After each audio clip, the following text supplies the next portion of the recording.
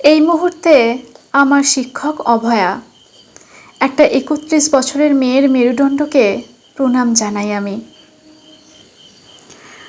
অভয়া শিখিয়ে দিয়ে গেল জীবন ক্ষণস্থায়ী, তাই এই ক্ষণস্থায়ী জীবনে মেরুদণ্ড বিক্রি করে বেঁচে থাকার কোনো মানেই হয় না।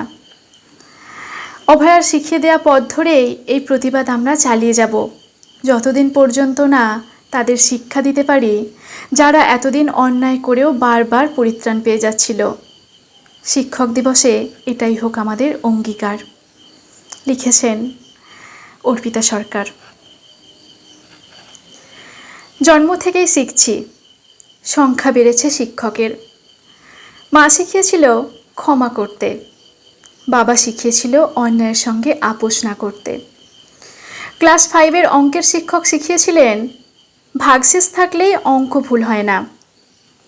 গ্র্যাজুয়েশনের সময় একজন প্রফেসর বলেছিলেন, নম্বরটাই শেষ কথা নয়, কতটা শিখলে সেটাই আসল। মাস্টার্সের সময় একজন প্রফেসর বলেছিলেন, জীবনটা অনেকটা কাটাকুটির খেলার মতো চলবে, আজ সাফল্য কাল ব্যর্থতা। শুধু সাফল্যটাকেই গ্রহণ করব, ব্যর্থতাটাকে ভেঙে পড়ব, এই মানসিকতা যেন না আসে। চাকরি ক্ষেত্রে একজন কলিগ বলেছিলেন, সেম, প্রফেশনে কখনো বন্ধুত্ব হয় না, ভিতরে প্রচ্ছন্ন হিংসা থেকেই যায়। লেখালেখির জগতে আসার পর একজন সিনিয়র লেখক শিখিয়েছিলেন, বিখ্যাত লেখকদের দিয়ে নিজের বইয়ের ভূমিকা লেখানোর থেকে নিজের লেখায় মনোযোগী হওয়া বেশি জরুরি। নিজের অভিজ্ঞতা শিখেছি, ঠকে এবং ঠেকেই শিখতে হয়, শুধু শুনে শুনে কেউ কিচ্ছু শেখে না।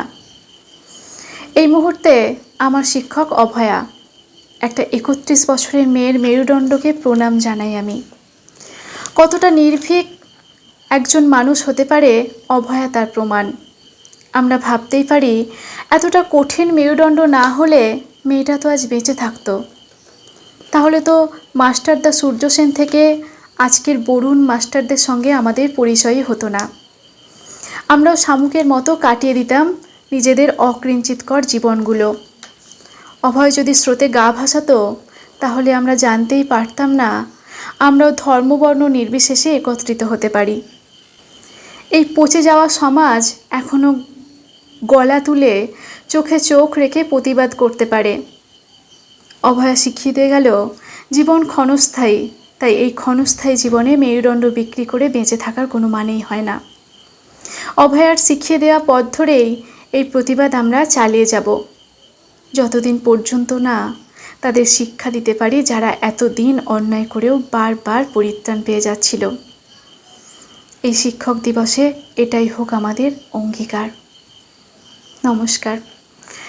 লেখাটি লিখেছেন বিখ্যাত লেখিকা অর্পিতা সরকার, পাঠে আমি শ্রাবণী দাস। লেখাটি ভালো লাগলে লাইক, কমেন্ট, শেয়ার করে সকলের কাছে পৌঁছে দেবেন। ধন্যবাদ।